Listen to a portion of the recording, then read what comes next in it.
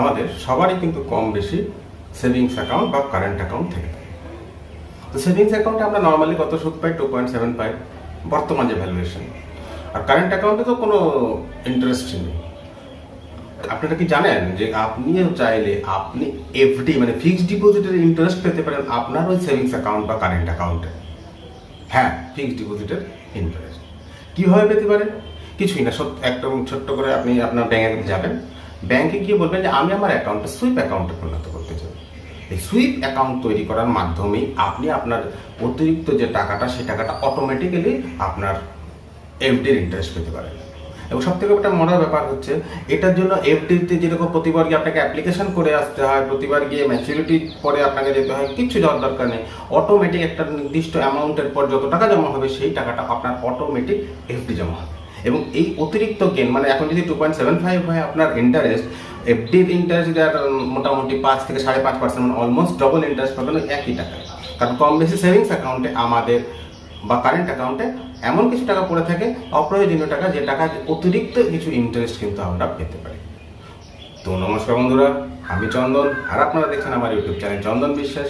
এই চ্যানেলটিকে যারা নতুন এসছেন অবশ্যই চ্যানেলটিকে সাবস্ক্রাইব করুন, আর নতুন নতুন এরকম আরও তথ্যমূলক ভিডিও পেতে চ্যানেলটি মেল নোটিফিকেশনটা অন করে দিন। আর যারা চ্যানেল ধরে আছেন তাদেরকে অসংখ্য ধন্যবাদ। আর ভিডিওটি ভালো লেগে থাকলে লাইক করবেন, শেয়ার এবং কমেন্ট অবশ্যই করবেন। এবং যদি এই ভিডিও রিলেটেড কোনো রকমের কোনো প্রশ্ন থেকে থাকে, কোনো কোয়ারিজ থাকে, অবশ্যই কমেন্ট বক্সে জানান, আমি অবশ্যই উত্তর দেব। তো চলুন বন্ধু, আজকের দিনের যে স্পেশাল ভিডিও সুইপ অ্যাকাউন্ট শুরু করি। Let's go. এই সুইপ অ্যাকাউন্ট আপনি কিভাবে করবেন?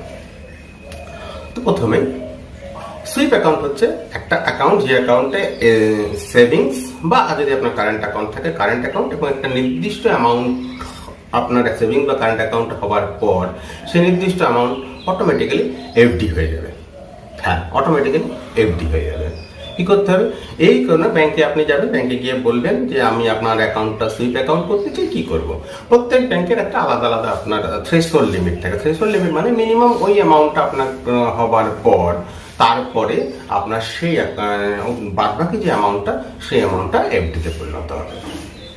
কোনো ব্যাংকের 25,000 থাকলো, কোনো ব্যাংকে 1 লক্ষ থাকলো। যদি ধরুন একটা ব্যাংকের সুইপ অ্যাকাউন্টের 25,000-এর পরে এফডি হবে, তো ধরুন আপনার একটা অ্যাকাউন্ট আছে, আপনার অ্যাকাউন্ট হয়তো 20,000 টাকা আছে, 10,000 টাকা আপনি উইথড্র করলেন কোনো একটা দিন, এরপরে কোনো একটা দিন আপনি 30,000 টাকা দিলেন, তাহলে 10,000 টাকা উইথড্র করলে আপনার 10,000 টাকা থাকলো, আর 30,000 টাকা দিলেন, মানে আপনার টোটাল 10 আর 30 40,000 টাকা হলো। এবার কি হবে?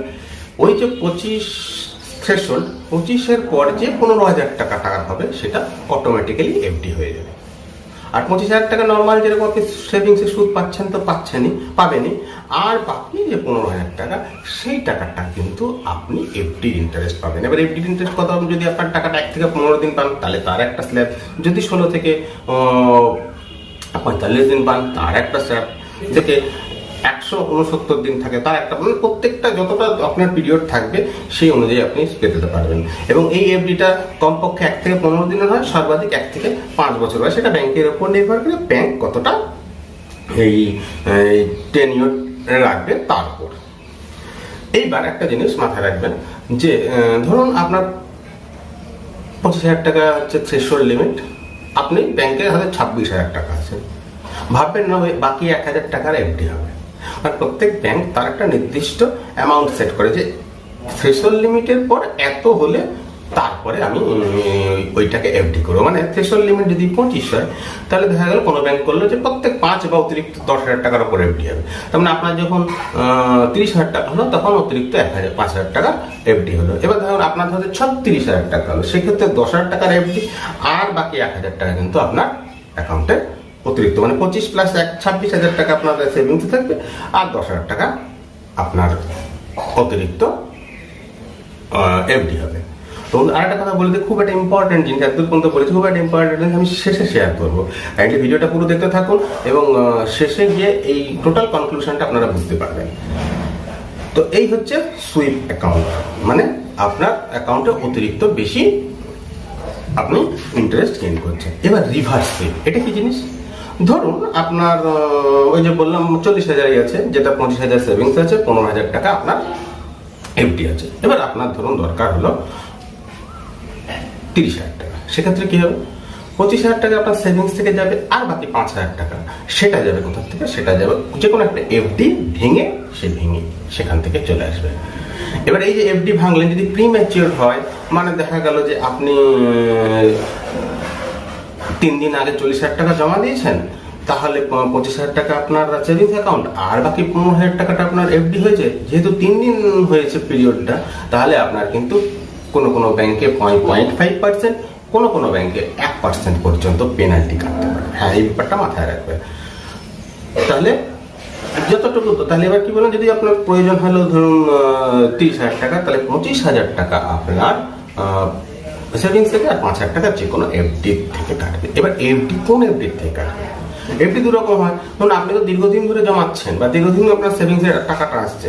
একটা হয়তো অনেক দিন আগে আপনি এফডি করেছেন, আপনার অনেক দিন, হয়তো 1 মাস 1.5 মাস আগে আপনার একটা এফডি হয়েছে 5,000 টাকা, আর আপনি রিসেন্ট হয়তো একটা অতিরিক্ত অ্যামাউন্ট এফডি হয়েছে হয়তো 5,000 টাকা। তাহলে কোন এফডিটা ভাঙবে, পুরনো এফডিটা না নতুন এফডিটা?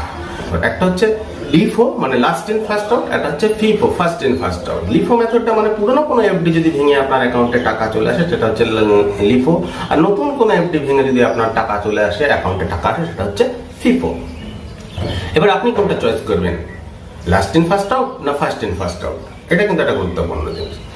ফার্স্ট আউট চয়েস করেন, সেটা কিন্তু একটা সুবিধা আছে। ধরুন আপনার কোন একটা অ্যাকাউন্টে আপনার ইমার্জেন্সি 30,000 টাকা প্রয়োজন হয়েছে, আপনি কয়েকদিন আগে হয়তো ওটা এফডি হয়েছে, হয়তো দিন আগে এফডি হয়েছে 5,000 টাকা, তাহলে আপনি 30,000 টাকা তুলে নিলেন।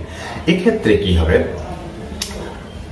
আপনার এফডির যে ইন্টারেস্ট, ধরুন 1 থেকে 15 দিনের জন্য ইন্টারেস্ট হচ্ছে মাত্র 3.5%, তাহলে 1% পেনাল্টি, মানে 0.5% পেনাল্টি যদিও কাটে, তাহলে ওটা 3% বা 2.5% আপনি ইন্টারেস্ট পাচ্ছেন।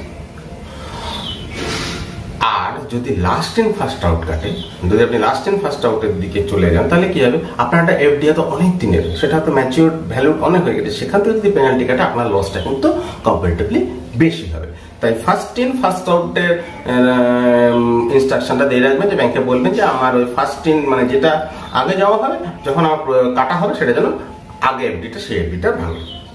আর বললাম, একটা কথা মাথায় রাখবেন যে প্রি ম্যাচিওর পেনাল্টি কিন্তু প্রত্যেক ব্যাংক কাটে, কোনো ব্যাংকে 0.5% আর কোনো ব্যাংকে 1%।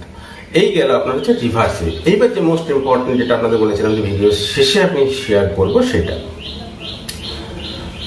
ধরুন ছোট অ্যামাউন্ট, যদি ছোট টাইমে যদি আপনি অ্যামাউন্ট ভাঙেন, সেক্ষেত্রে কিন্তু লস আছে। এরকম লস, ধরুন আপনার একটা অ্যাকাউন্ট, আপনার হয়তো 40,000 টাকা আপনি দিলেন, জমালেন, তাহলে আপনার থ্রেশহোল্ড লিমিট করে রাখলেন 25,000 টাকা, তাহলে 15,000 টাকার এফডি হলো। তাহলে 15,000 টাকা যখন এফডি হলো, আপনি আবার 7 দিন পরে তুলে নিলেন, তাহলে 1 থেকে 15 দিন তো মিনিমাম থাকতে হবে, সেটা তো থাকলো না। তাহলে 1 থেকে 15 দিনের আমার ইন্টারেস্ট কত, মাত্র 3.5। এবার যখনই আমি পেনাল্টি হয়ে যাবে, যখনই আমি প্রি ম্যাচিওর হয়ে যাবে, তখন পেনাল্টি হয়ে যাবে, তাহলে আমার 1 থেকে 15 দিন ছিল না, মানে কোনো ইন্টারেস্ট তো দেবেই না, উল্টে আমার 1% থেকে 0.5% পেনাল্টি হবে। তার ফলে আমি সেভিংসের যে ইন্টারেস্ট, তার থেকেও কিন্তু কম পাবো। এই জন্য সব থেকে যে ইম্পর্টেন্ট, যেটা থ্রেশহোল্ড লিমিটটা আপনি করবেন অবশ্যই আপনার মান্থলি যে এক্সপেন্ডিচার, মিনিমাম এক্সপেন্ডিচার, সেইটা। মানে ধরুন আপনার হচ্ছে ইনকাম হচ্ছে যদি ধরা গেল 50,000 টাকা, আপনার ফ্যামিলি এক্সপেন্ডিচার 40,000 টাকা, থ্রেশহোল্ড লিমিট ব্যাংক যতই 25,000 টাকা করুক, আপনি অবশ্যই থ্রেশহোল্ড লিমিট করবেন 40,000 টাকা। এই কথাটা কিন্তু মাথায় রাখবেন, এটা হচ্ছে মোস্ট ইম্পর্টেন্ট। আর কি, কিছু ব্যাংক সুইপ অ্যাকাউন্টে কিন্তু কম্পাউন্ড ইন্টারেস্ট দেয় না। এই বিষয়টা ব্যাংকের সঙ্গে আলোচনা করে নেবেন। তারা কিন্তু সিম্পল ইন্টারেস্ট দেয়, এবং যে ইন্টারেস্টটা আপনি পাবেন, সেটা কিন্তু ইনকাম ট্যাক্সে আপনাকে দেখাতে হবে, মানে এটা কিন্তু ট্যাক্সেবল ইনকাম, যেহেতু এটা এভরিডে ইনকাম। আর অনেক সময় যদি দেখা গেল ইন্টারেস্টটা প্রচুর পরিমাণ হয়ে গেল, সেক্ষেত্রে টিডিএস 10% কেটে নিতে পারে। এই কয়েকটা জিনিস অবশ্যই মাথায় রাখবেন।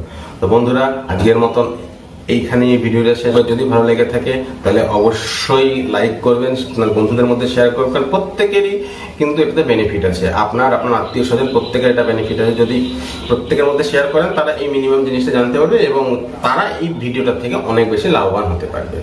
আর যারা চ্যানেলে নতুন এসেছেন, অবশ্যই সাবস্ক্রাইব করুন, নিচে বেল বাটনটি প্রেস করে দিন, আর আমার এই চ্যানেলে সঙ্গে থাকুন।